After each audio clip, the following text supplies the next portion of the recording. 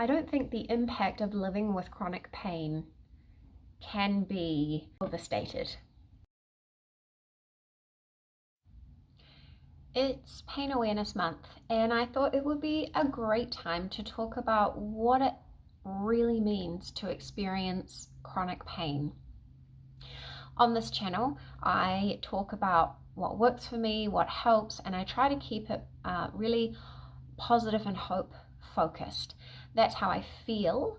I have real hope for the future, but I think sometimes it's really valuable to just be really open and honest and say what it actually means. So chronic pain means all the time. Like, I think people kind of gloss over that when they hear someone has chronic pain or chronic fatigue syndrome. Constant, all the time, unremitting. So I can share a little bit about the experience for me. So what it means is that pain is a pervasive undertone of my entire life. It is always there, and it is almost impossible to ignore. And sometimes you can get on with things and do what you need to do, and other times you've really significantly got to work very hard to get over that. And so it varies a lot, and I have gotten to a place now where I have a lot of impact on my pain levels, and I'm so grateful for that. I used to live in levels of 6 to 7 out of 10 every single day, and I had very little that helped, and my doctor didn't really know much about it. There was no collaborative relationship, nothing really to try, no real hope for the future. That was just my life, and that was the way it is, and end of story, carry on as best you can. And I did all of the right things, really. Like, I took the medicines they offered me, I kept exercising to the bitter end. I really did a lot of exercise, and I had my heat pack, and I would use that as best I could, and otherwise I just kept going. And unfortunately, it didn't get me anywhere good until I learned to reduce things. And so I've done a lot of work to improve myself, and I can change my pain significantly. So if I do all of my coping mechanisms, all of my self-care, take all of the medication as prescribed, do all of the things, I can dramatically decrease the pain I experience. So now, most of the time, my pain is 3 or 4 out of 10. Sometimes it's multiple different parts of the body in pain, so you're kind of layering, right? You've got the fatigue, you've got that pain, and you've got that pain, and you've got that pain, and it does add up and does feel worse. But I can do that. It's just not very resilient. So I have to be very careful all the time. I have to manage every day. And there is never a time where I have 0 out of 10 pain. And that's a hard thing to live with. I don't think the impact of living with chronic pain can be overstated. And I really think that we need more understanding. Like, yes, we need to tell people all the things that can help, like, absolutely. And that's what my channel is all about. I've got hundreds of videos sharing everything that works for me and the research that I found, because I want you to find the things that help you. But we also need to be able to live as we are without that constant striving, because I have done a lot of work and I have improved to this point, and I do a lot of things all the time. But I can't be only doing that, right? I've got to live my life. And so we need other people to understand. We need people to understand the impact. We need people to know how much we're pushing through all day, every day. It's a lot. It takes a lot of willpower. It takes a lot of physical energy. It takes a lot of energy. It takes a lot of everything we have to keep going with chronic pain. That's just the way it is. And if you've got other things going along with that, if you've got conditions that people don't really understand, so you're having to do the research yourself and try to figure out what could work yourself, it's a lot, and I'm sitting here trying to be a mum to 4 small children, run my house, be a wife, keep a part-time job, trying to run this, work here with my blog and this video channel, because I want the information out there, but it's a lot. It's a lot. And so what we need is people to understand.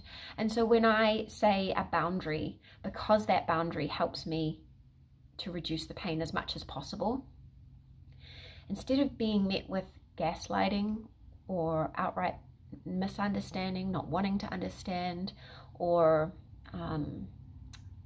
like complete disregard, just say cool and work with me. That's what I would love. And I guess that's hard because I don't want to spend my whole life detailing the exact pain I'm feeling all the time. So yeah, my neck and my back are taking center stage. My neck is a problem at all times. Like, I have done a lot of work and I stretch and I massage and I use topical lotions and I take the medication and I do my absolute best to sleep as well as possible and I work on managing stress. I do all the things. And still my neck is every single day, all day, from the time I wake up to the time I go to bed and through the night, I have to worry about my neck.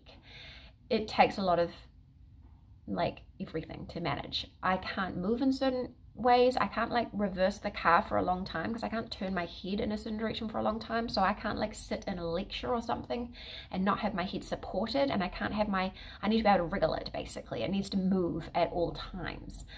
And once it gets to a certain point, it makes everything else stiff and causes a lot of tension down in my shoulders and my back, and it makes me really tired and it gives me headaches a lot.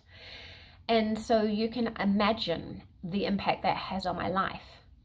And that's not the only thing that's going on for me. So I have, my back also has trouble. So my low back, I have sacroiliac joint dysfunction that came from my pregnancies, but now I have low back pain a lot. I have to be very careful with how I manage it. I can't sit in chairs without like a back on it. And again, I need to be able to move. I need to stretch regularly. But even like like my mid back and my shoulders, they just get tension and trigger points. That's just what it is. And then, for example, my lower body, if I don't do enough exercise or if I do too much exercise, it will ache and burn. And the line is very fine. So I've got to really run the balance between enough movement and not too much movement, which you can imagine how hard that is. So it's like every part of your body has something for you to consider and think about at all times. And that makes you tired and it is hard. And when the pain is high, like it just can't go out of your head. You can't be distracted for too long. But even at these levels now that I've got to, like 3 and 4 out of 10, I mean, it sounds wonderful when you've been living with much higher levels of pain, but all the time. First thing in the morning, when you're trying to manage your kids, when you're just trying to drive somewhere random, when you're trying to make plans for the weekend, when you're trying to go to bed, it's constant. And you can try and do these programs where you tell yourself not to think about it, but you can't. When it impacts how you can move and how you can sit and what you can do, you can't. And that's not negativity, that is realism. That is real life for me and many people, so many people.